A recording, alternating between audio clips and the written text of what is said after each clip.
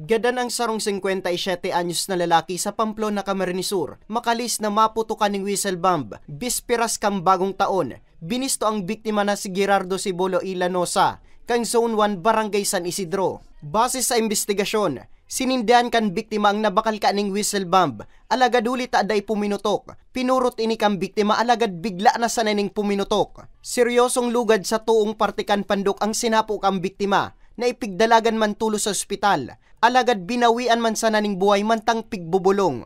Giant whistle bomb yung naging paputok na hindi pumutok. Yung usual na story, sabi ko marami kaming mga reminders, marami kaming babala na pag nagpapaputok ay pag hindi pumutok, wag nang pupulutin. Hindi tayo nagkulang dyan.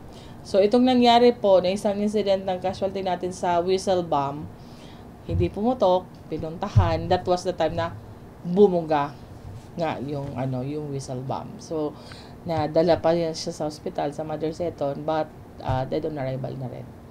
Sa datos kang Department of Health Bicol, puminakol na sa 61 ang nabiktima ning paputok sa reyon, pun kang Disyembre 20 hasta Enero 1, kung saan uminabot sa 17 ang naputukan ning kwitis, 16 ang nalugadan kang 5-star, 11 sa Mother Rackets o Boga, 2 sa Piccolo, mantang 13 ang nalugadan kang maniba-iba pang klase ning paputok. Magigirumduman, uminabot man sa 616 ang bilang kang nakumpiskar na boga sa bilog na reyon, kung sa 219 boga ang nakumpiskar sa Camarines Sur, 114 sa Albay, 87 sa Sorsogon, 69 sa Camarines Norte, 57 sa Catanduanes, 44 sa Masbate, asin 26 sa Naga City.